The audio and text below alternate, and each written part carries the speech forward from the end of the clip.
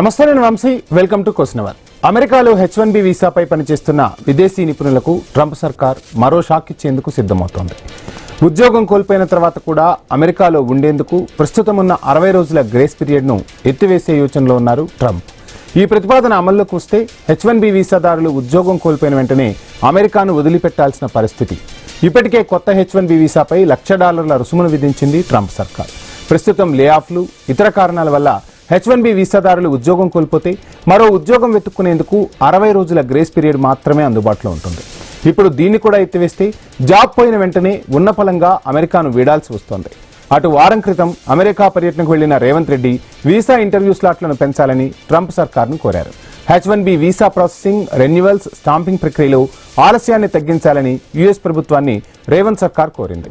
US కంపెనీల్లో స్థానిక అమెరికన్లకే ప్రాధాన్యమా?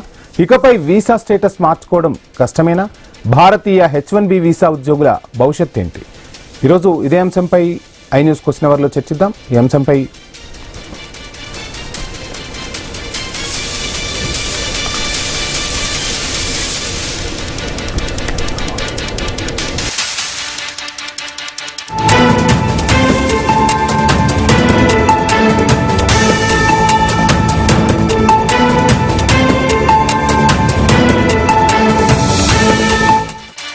భారతీయులకు, ముఖ్యంగా H1B వీసాదారులకు కలవరం కలిగించేలా ఒక కొత్త ప్రతిపాదన అయితే తెరపైకి తీసుకొచ్చారు డొనాల్డ్ ట్రంప్. నాన్ ఇమిగ్రెంట్ వీసాలపై పనిచేస్తున్న విదేశీ ఉద్యోగులు ఎవరైతే ఉంటారో అందులోనూ వాడు ఉద్యోగం కోల్పోతే 60 రోజుల గ్రేస్ పీరియడ్ ఉంటుంది. ఆ 60 రోజుల గ్రేస్ పీరియడ్ను కూడా ఇప్పుడు పూర్తిగా రద్దు చేసే దిశగా ట్రంప్ సర్కార్ ఆలోచనలైతే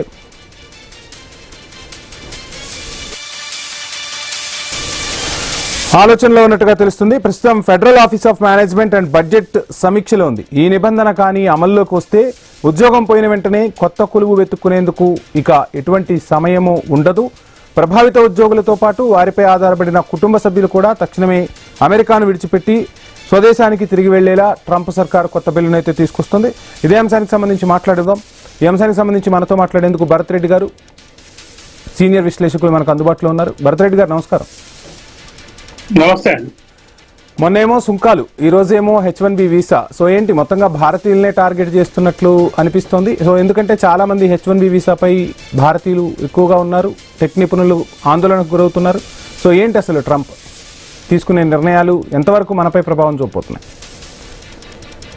మనపై ఖచ్చితంగా ప్రభావం చూపే అవకాశం ఉంది. ఎందుకంటే మొదటి నుంచి కూడా ట్రంప్ అధ్యక్ష బాధ్యతలు రెండోసారి చేపట్టినప్పటి నుంచి కూడా అమెరికాలో ఉంటున్న ఇండియన్స్, అలాగే అమెరికా వెళ్ళాలనుకుంటున్న వాళ్ళు కూడా చాలా భయాందోళన వ్యక్తం చేస్తున్న సందర్భాన్ని మనం చూడొచ్చు. ఇటీవలి కాలంలో చాలా మంది విద్యార్థులు కూడా అమెరికా కాకుండా మిగతా దేశాల వైపు చూస్తున్నారు. అసలు H1B వీసా నిబంధనలు ఏంటి అనేది ఒకసారి మనం పరిశీలించినట్లయితే, అమెరికా ప్రభుత్వం ఇచ్చే ఒక తాత్కాలిక పని విధానానికి సంబంధించి తాత్కాలికంగా ఇస్తుంటారు. అది డిగ్రీ కంప్లీట్ చేసిన వాళ్లకు, సైన్స్, టెక్నాలజీ, ఐటీ నిపుణులకు, వైద్య శాస్త్రంలో నిపుణులకు, ఇలా ప్రొఫెషనల్స్ కు ఇది ఇస్తుంటారు. అయితే దీనికి 3 సంవత్సరాల వరకు దానికి వర్క్ పర్మిట్ ఉంటుంది. అయితే ఆ వర్క్ పర్మిట్ 3 సంవత్సరాల నుంచి మరొక 3 సంవత్సరాలు కూడా పెంచే వెసులుబాటు ఉంటుంది. అంటే కంపెనీకి సంబంధించిన వాళ్ళు ఎవరైతే ఈ ప్రొఫెషనల్స్ ఉంటారో వాళ్ళు తీసుకెళ్లే అవకాశం ఉంటుంది. అయితే ఇప్పుడు మనకు అందుతున్న సమాచారం ప్రకారం 6 సంవత్సరాల తర్వాత మరొక 60 రోజుల గ్రేస్ పీరియడ్ ఉన్నట్టయితే అమెరికాలో ఉండే భారతీయులు కొంతవరకు మరొక ఉద్యోగం వెతుకునే అవకాశం ఉంది.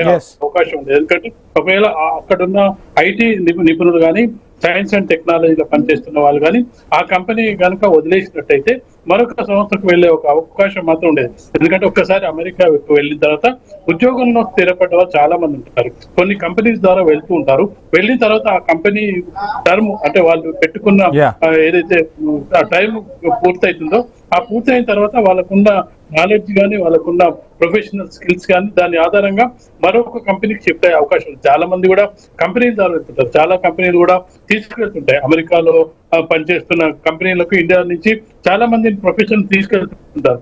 ఆ సమయంలో చాలా మంది అక్కడ వెళ్ళిన తర్వాత వాళ్ళ టైం 3 years నుంచి మరొక 3 years పెంచే అవకాశం ఉంటుంది. ఆ 6 years కంప్లీట్ అయిన తర్వాత మళ్ళీ ఉద్యోగం, ఈలోపు ఇమిగ్రేషన్ కానీ, టెంపరరీ వీసా కానీ, అక్కడ పౌరసత్వం కానీ ఇవన్నీ కూడా లాటరీ పద్ధతిలో తీసే అవకాశం ఉంటాయి. దాన్ని వినియోగించుకొని అమెరికాలో సెటిల్ అయ్యే అవకాశాలు చాలా మంది ఉపయోగించుకున్న సందర్భాన్ని మనం చూడొచ్చు. కానీ ఇప్పుడు పెడుతున్న కొత్త నిబంధనల ప్రకారం ఏదైతే ఆ కంపెనీ రూల్స్ ప్రకారం 6 సంవత్సరాలు పూర్తయిన తర్వాత వెంటనే అమెరికాను విడిచి వెళ్ళాలి అనేది 60 రోజుల గ్రేస్ పీరియడ్ తొలగించి వెంటనే అమెరికాను విడిచి వెళ్ళాలని ఒక నిబంధన వచ్చినట్టయితే ముఖ్యంగా చాలా మంది ఇండియన్స్ కి అయితే ఇబ్బంది కలిగే అవకాశం అయితే స్పష్టంగా కనిపిస్తుంది. మొదటి నుంచి కూడా మనం చూసుకున్నట్టయితే ట్రంప్ వ్యవహార శైలి ప్రపంచ దేశాలను ఆందోళన కలిగిస్తున్న దానికంటే కూడా భారతదేశానికి ఎక్కువగా ఆందోళన కలిగిస్తున్న విషయాన్ని మనం చూడొచ్చు.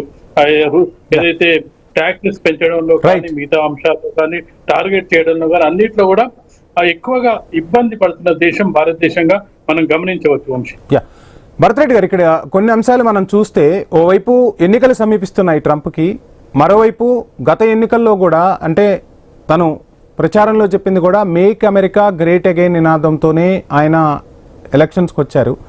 మొన్నేమో పౌరసత్వం రద్దన్నారు, ఇప్పుడేమో H1B వీసా రద్దయితే వాళ్ళు ఆ రోజే వదిలిపెట్టి వెళ్ళాలి అంటున్నారు, టారిఫ్లు విధిస్తూ ఉన్నారు. అంటే స్వదేశంలో నేను అమెరికాను గ్రేట్ చేసేందుకు, మరలా అమెరికాను వైభవాన్ని తీసుకొచ్చేందుకు కృషి చేస్తున్నానని చెప్పే ప్రయత్నంలో భాగంగానే ఈ నిర్ణయాలు అనుకోవచ్చా? ఎందుకంటే అమెరికాలో భారతీయ టెక్ నిపుణుల గురించి ఎంత చెప్పుకున్నా తక్కువే. చాలా కంపెనీలు, ఆ కంపెనీల సీఈఓలు అంటే పెద్ద పెద్ద కంపెనీల సీఈఓలే భారతీయులు ఉన్నారు. ఆ కంపెనీలు రన్ అవుతున్నదే భారత మేధా సంపత్తితో.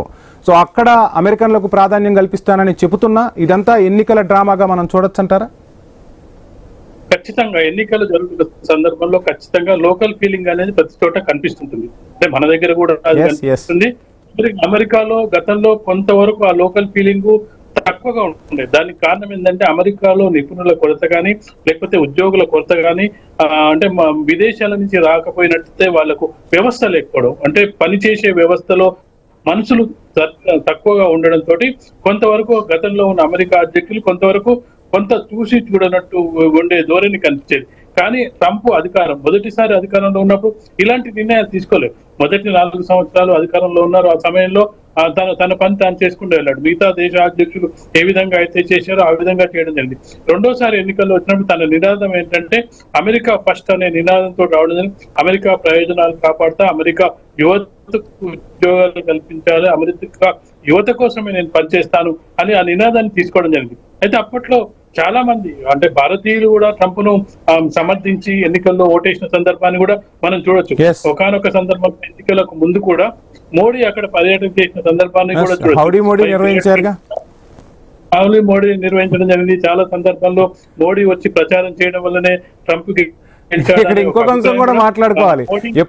ఎప్పుడు మోడీ తన ఫ్రెండ్ అంటాడు, ఫ్రెండ్ని ఒక రకంగా టార్గెట్ చేస్తున్నాడు. అంటే ఈరోజు మనం చూసాం, రష్యా నుంచి ఎవరైతే ఆయిల్ కొనుగోలు చేస్తున్నారో వాళ్ళందరికీ కూడా టారిఫ్లు విధిస్తున్నానంటే అక్కడ ప్రభావితమయ్యే దేశాలు మెయిన్గా రెండే, ఒకటి చైనా, 2 భారత్.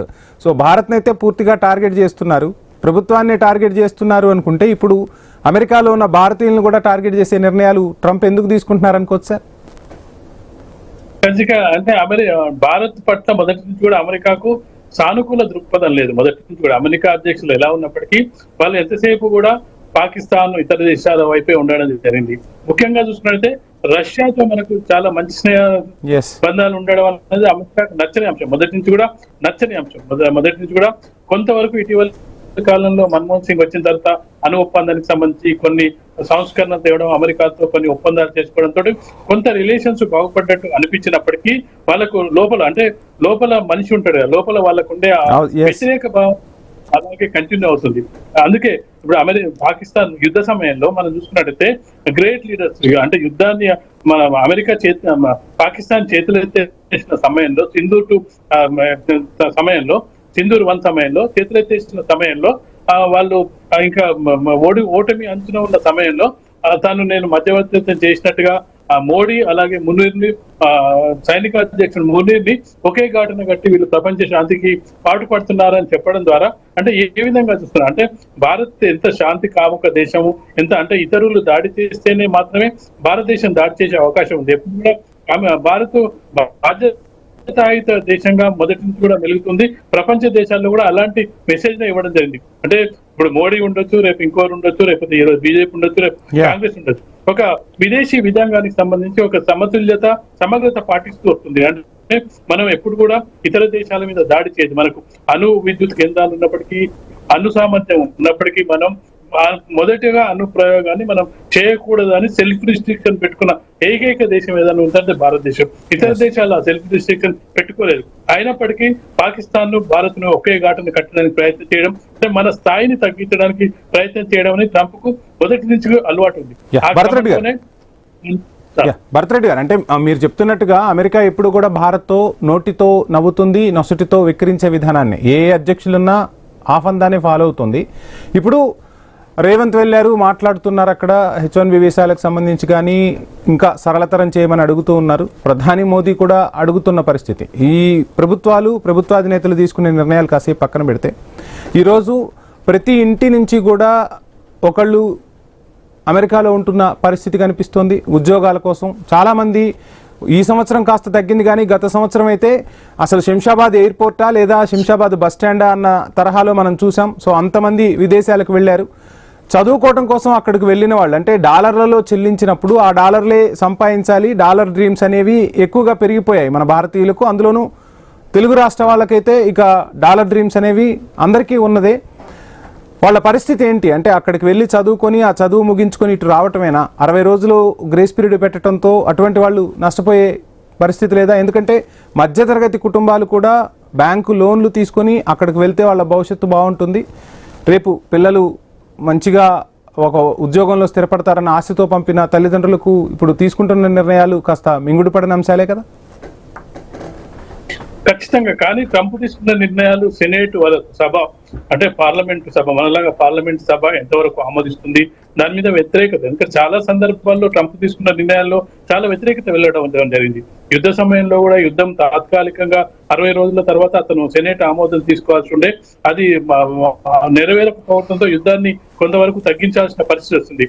అమెరికా విషయంలో మిగతా సెనేటర్లు ఏ విధంగా స్పందిస్తారు అంటే భారతదేశానికి సంబంధించిన వరకు కొంత సాఫ్ట్ కార్నర్ కూడా సెనేటర్లలో ఉందని చెప్పచ్చు. ఎందుకంటే కంపెనీలు నడిపిస్తున్నది భారతీయుల సంబంధించిన భాగస్వామ్యం, అంటే వాళ్ళ ఆర్థిక వ్యవస్థలో భారతీయుల భాగస్వామ్యం లేకపోతే వాళ్ళ ఆర్థిక వ్యవస్థ కూడా కుప్పకూలే ప్రమాదం ఉంది. ట్రంప్ తీసుకున్న నిర్ణయాలు అంటే ఒక విధంగా చెప్పాలంటే పిచ్చి నిర్ణయాలు తీసుకుంటారు అనేది ప్రపంచ దేశాలతో పాటు ఆ దేశ ప్రజలకు కూడా తెలుసు.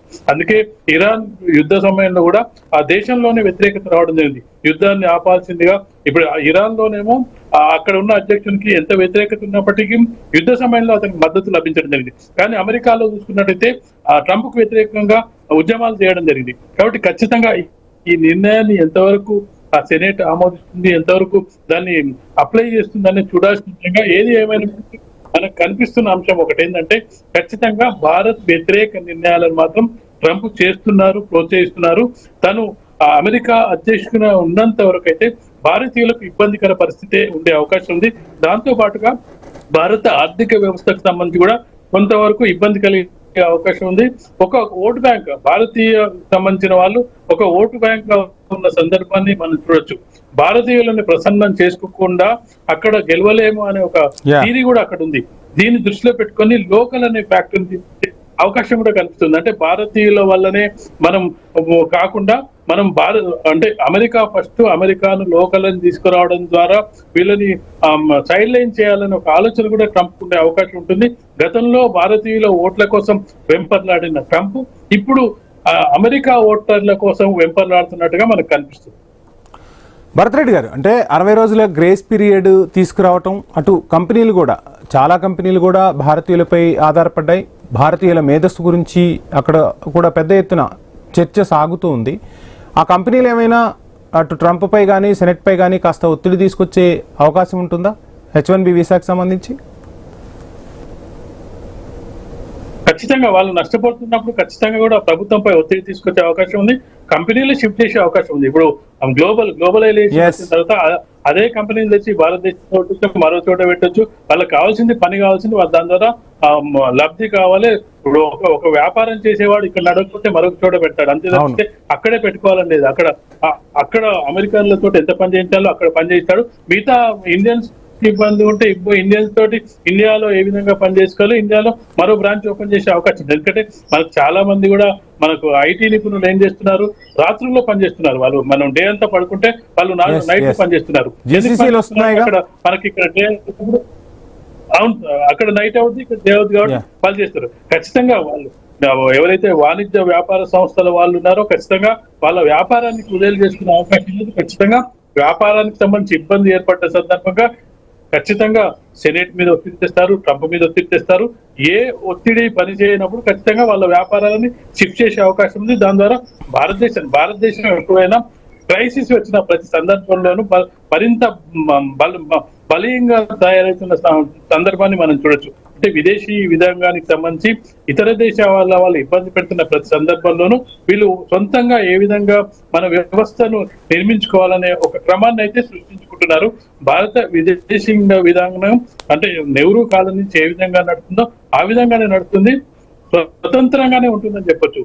కొంతవరకు ఇటీవల కాలంలో అమెరికా లొంగి పనిచేస్తుందని చెప్పి వస్తున్న విమర్శలు వస్తున్నప్పటికీ పూర్తిగా విదేశీ విధానం మాత్రం స్వతంత్రంగా ఉండే అవకాశం ఉంది.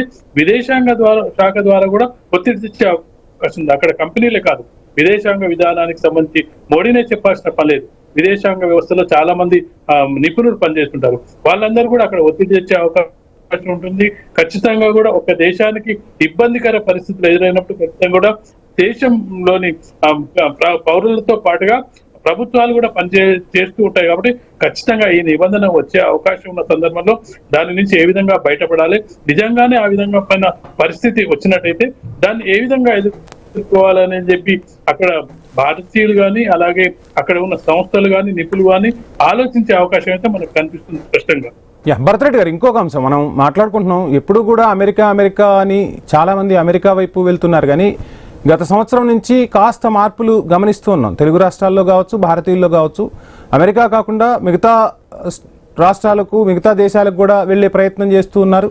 సో అందులోనూ ఇక అంటే ఓవైపు అమెరికాని పక్కన పెట్టేసి ఆస్ట్రేలియా లాంటి దేశాలకు, న్యూజిలాండ్ లేదంటే నెదర్లాండ్ లాంటి దేశాలకు కూడా వెళ్తున్న పరిస్థితిని చూస్తున్నాం. అంటే ఎక్కడ అవసరం ఉందో, ఎక్కడ అవకాశాలు ఉన్నాయో అక్కడికి యువత వెళ్ళిపోతూ ఉన్నారు. నిన్న మొన్నటి వరకు అమెరికానే, కానీ ఇప్పుడు అమెరికా అని కాదు, మాకు అవకాశం ఎక్కడ ఇస్తే ఆ దేశానికి వెళ్లేందుకు సిద్ధంగా ఉన్నామంటున్నారు. సో ఇట్లా వెళ్ళటం కూడా ఒక రకంగా అమెరికాకు మనం చెక్ పెట్టే పరిస్థితి ఉంటుందా ఫ్యూచర్లో? ఖచ్చితంగా ఇప్పుడు వాళ్ళు నిరోధించినప్పుడు అవకాశాలని ఉపయోగించుకునే అవకాశం ఉంది. నువ్వు వద్దంటే నేను మరో దగ్గరికి పోతానే యువతను మనం చూడొచ్చు. ఇప్పుడు అమెరికాలో ఇబ్బందులు ఉంది, వాళ్ళు ఇబ్బంది పడుతున్నాం. అమెరికాకు పోతే మాకు ఇప్పుడు పనిచేసే వాళ్ళకి అమెరికా అయితేంది, ఆస్ట్రేలియా అయితేంది, లండన్ అయితేంది, యూకే అయితేంది, ఎక్కడైనా పని చేయాల్సిందే. ఆ పని అదేదో అక్కడ మేము నిపుణులం, ఎక్కడైనా పని చేస్తాం, నీ దగ్గరే పని చేయాలని. ఇప్పుడు అమెరికా వాళ్ళ కంపెనీలు ఒకవేళ ఇండియా రానికపోతే కెనడాకి వెళ్తారు. ఇప్పుడు కెనడాలో మన వాళ్ళు ఉన్నారు, ఆస్ట్రేలియాలో ఉన్నారు, లండన్ లో ఉన్నారు. భూమి ఎక్కడుంటే అక్కడ భారతీయులు ఉన్నారు సార్. ఇప్పుడు దేశంలోనూ మన వాళ్ళ సంఖ్య మరింత పెరిగే అవకాశం ఉంటుంది. ఎందుకంటే ఇక్కడ మనకు కూడా యువతకు ఏంటంటే ఒక విధంగా చెప్పాలంటే అబ్రాడ్ అంటే విదేశాలకు వెళ్ళడం వల్ల భారతీయుల్లో కూడా కొంత వాళ్ళకు ఒక కాన్ఫిడెన్స్ పెరిగింది. ఎందుకంటే ఇప్పుడు మనం చూస్తే డిగ్రీ అయిపోగానే, ఇంజనీరింగ్ అయిపోగానే ఉద్యోగాల కోసం ఇక్కడ వేలం వేలిగా తిరగకుండా బీటెక్ అవుతూనే ఉద్యోగం వచ్చిన వాళ్ళు వస్తూ ఉంటారు. ఇక్కడ కంపెనీలో ప్లేస్మెంట్ వచ్చిన వాళ్ళు మిగతా వాళ్ళు ఆలోచిస్తున్నారు, ఇక్కడ నాకు ఉద్యోగం రాలేదు, నేను విదేశాలకు వెళ్ళైనా సరే ఉద్యోగాన్ని పొందాలి, నేను పీజీ కోసం వెళ్ళి అక్కడ పీజీ చేస్తూ చాలా మంది కూడా పార్ట్ టైం ఉద్యోగాలు చేస్తూ వాళ్ళని పోషించుకుంటూ వాళ్ళు నెక్స్ట్ ఉద్యోగం వచ్చే వరకు కూడా ఆ 2 years కాలంలో వాళ్ళు స్పెండ్ చేసి మరొక ఉద్యోగాన్ని సంపాదించే ప్రయత్నం చేయాలి. అంటే కష్టపడే మనస్తత్వం యువతలో పెరిగింది. అంటే విదేశాలకు వెళ్ళినప్పుడు మనం ఖచ్చితంగా కష్టపడి పనిచేయాలి, కష్టపడి ఉద్యోగాన్ని సంపాదించుకోవాలి. ఇక్కడ ఇంజనీరింగ్ లేకపోతే బీటెక్ ఎంటెక్ అయిపోయిన వాళ్ళందరూ కూడా ఇక్కడ ఉద్యోగాలు సెటిల్ అయిన తర్వాత మిగిలిపోయిన వాళ్ళందరూ కూడా విదేశాలకు వెళ్తున్నారు. అక్కడ వాళ్ళు వాళ్ళ సామర్థ్యాన్ని చూపించుకుంటున్నారు. కాబట్టి ఒక అమెరికా మీరు చెప్పినట్టుగా ఇటీవల కాలంలో శంషాబాద్ ఎయిర్పోర్ట్ లో రష్ తగ్గిపోయింది, అమెరికా వెళ్ళే వాళ్ళ సంఖ్య. అంటే దానికి కారణం ట్రంప్ దాన్ని ఆపినప్పుడు మరో విమానం ఎక్కే అవకాశం ఉంది. అది కెనడా విమానమా, నెదర్లాండ్ విమానమా, న్యూజిలాండ్ విమానమా, ఆస్ట్రేలియా విమానమా అనేది ఖచ్చితంగా కూడా అవకాశాలను అందిపుచ్చుకునే అవకాశం ఉంటుంది. కాబట్టి దానివల్ల అమెరికాకే నష్టం. కాబట్టి ఖచ్చితంగా అమెరికా సెనేటర్లు కానీ అమెరికా వ్యతిరేకించే అవకాశం ట్రంప్ నిర్ణయాలను ఉందని మనం అందుకే ఇంత స్పష్టంగా చెప్పగలుగుతాం.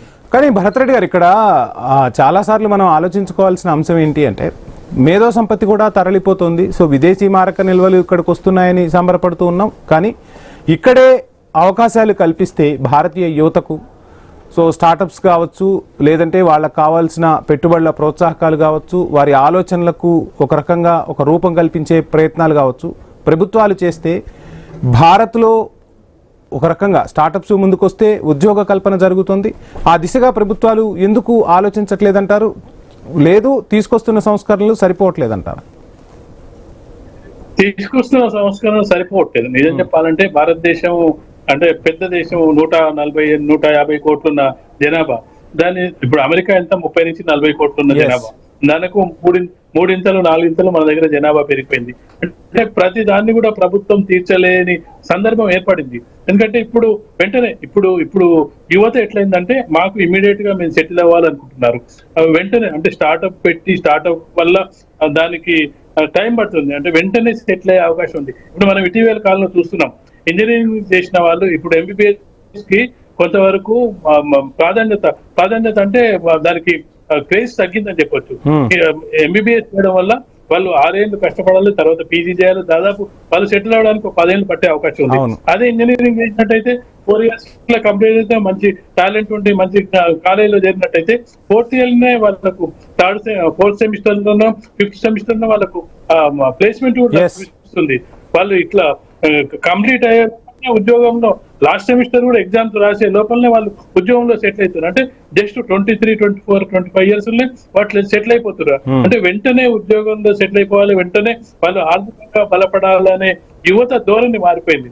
ఈ సమయంలో స్టార్ట్అప్ చేయాలంటే ఖచ్చితంగా ప్రభుత్వాలు పూర్తి బాధ్యత తీసుకొని వాళ్ళకి కాన్ఫిడెన్స్ కల్పించాలి. దానికి సంబంధించి అంటే స్టార్ట్ చేయగానే లాభాలు వస్తాయని ఉండదు. ఎందుకు ఈ అంశం అడిగానంటే భరత్ రెడ్డి గారు, ఇక్కడ ఒక కీలకమైన అంశాన్ని మనం మాట్లాడుకోవాలి. మొన్న ప్రధాని వీడియోకి సంబంధించి ఆ వీడియోను తొలగించడం, ఫేస్బుక్కు సంబంధించి మెటా సంస్థకు సంబంధించి, ఆ తర్వాత ఇటు కేంద్ర ప్రభుత్వంతో వాళ్ళు చర్చలు జరపటం. ఇప్పటికీ భారత్లో చాలామంది నిపుణులు ఉన్నారు, చాలా మేధా సంపత్తి ఉంది. వాళ్ళ ఫేస్బుక్లు, వాళ్ళ ట్విట్టర్లు, వాళ్ళ ఇన్స్టాలు మనం వాడుతున్నాం, జీమెయిల్స్, వాళ్ళ మెయిల్స్ వాడుతున్నాం తప్ప భారత యువతకు అవకాశాలు ఇస్తే అంతకు మించిన ఫేస్బుక్లు, అంతకు మించిన ఇన్స్టాలు, అంతకు మించిన అప్లికేషన్స్ డెవలప్ చేస్తారు కదా. ప్రభుత్వాలు ఎందుకు దృష్టి సారించట్లేదు? టెక్నాలజీ ఉంది, ప్రపంచంలో ఏ మూలకు వెళ్ళినా మన టెక్నాలజీనే వాడుతున్నారు, మన నిపుణులే పనిచేస్తున్నప్పుడు మన వాళ్ళకు అవకాశం కల్పిస్తే ఆ ప్రొడక్ట్స్ని ప్రపంచ దేశాలు వాడుకుంటాయి కదా. ఎందుకు ఆ విధంగా దృష్టి సారించట్లేదు? ఖచ్చితంగా భారత ప్రభుత్వం ఆ దిశగా అడుగులు వేయాల్సిన అవసరం ఉంది.